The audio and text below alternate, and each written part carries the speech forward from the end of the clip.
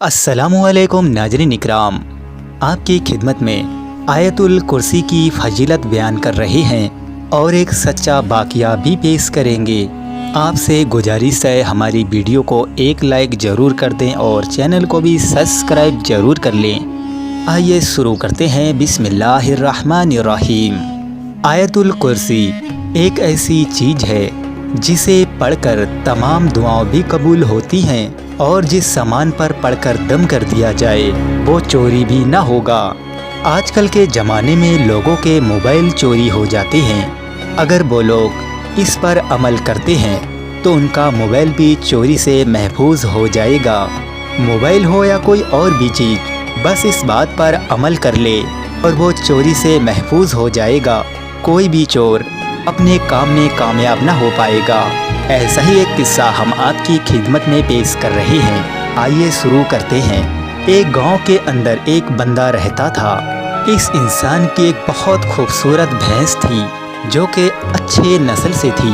लोग इसकी भैंस को देखते बड़े खुश होते क्योंकि वो बहुत खूबसूरत भैंस थी और अच्छी नस्ल की भैंस थी, खाती पीती भैंस थी। जब ये बात एक चोर को मालूम चली, चोर ने यह इरादा कर लिया था कि इस भैंस को मैं एक दिन चुरा लूँगा। बस वो चोर इसी नियत से उसके घर में दाखिल होता है। रात के समय में वो चोर उसके घर में दाखिल होता है ताकि वो भैंस को चोरी कर सके। घर के हर कोने में भैंस को देखता है पर भैंस उसे नहीं मिलती है, खाली हाथ लौट जाता है। वो सोचता है कि शायद इस इंसान ने अपनी भैंस को छुपा के रखा है, इसीलिए वो खाली हाथ लौट जाता है। फिर जब दूसरी रात आती है फिर वो चोर उसी घर में दाखिल होता है। फिर रात के समय में वो चारों तरफ भैंस को तलाश करता है पर उसे भैंस नहीं मिलती, खाली हाथ लौट जाता है। वो परेशान हो जाता है कि आखिर भैंस तो यहीं बंधी रहती है। वो चोर दिन में देखकर जाता था कि भैंस यहाँ पर बंधी है। रात में वहाँ पर जब आता है तो उसे कुछ ना मिलता है, वापस लौटकर चला जाता है। कुछ दिनों तक वो यूं ही गेड़ा काटता रहा पर उसे भैंस ना मिल सकी।